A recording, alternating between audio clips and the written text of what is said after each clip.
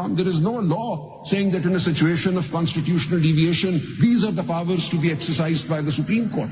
These, they say, are inherent powers. So this concept of inherent powers has to be kept in view. They've said, look, we are the ultimate guardians of the constitutional order of the state. When an unconstitutional event has happened, as has been determined in paragraph 96 of the judgment under review before your lordships, it becomes incumbent on us to issue directions that will both remove that unconstitutional event, efface it, and efface the consequences of that unconstitutional event.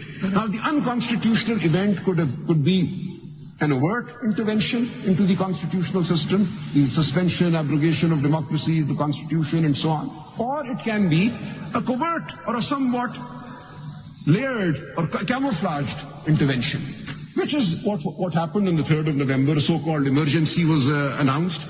No martial law as such was announced. No suspension of the Constitution was announced. No abrogation of the Constitution was announced. Yet they said this 3rd November emergency order is unconstitutional and everything that followed was unconstitutional. Similarly, the explanation to Rule 94 was a bomb that was sitting inside the Election Act.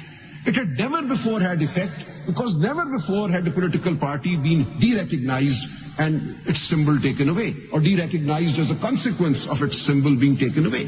So this was a new situation that had emerged suddenly on the 22nd of December 2023. So this was a situation that the court has determined in paragraph 96 led to great prejudice to the entire electoral process. And the ultimate sufferers were the people of Pakistan.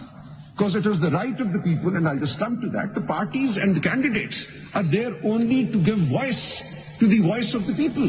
They are the agents of the people.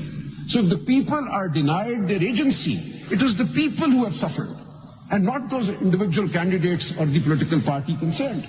So ultimately, before the court, the party was the people of Pakistan, and I'll very soon be submitting that in Article 185(3) proceedings, this court is not denuded of power under Article 184(3). There are several judgments which I'll just be presenting, that even while hearing an appeal under Article 185(3), this court can invoke the principles of Article 184(3).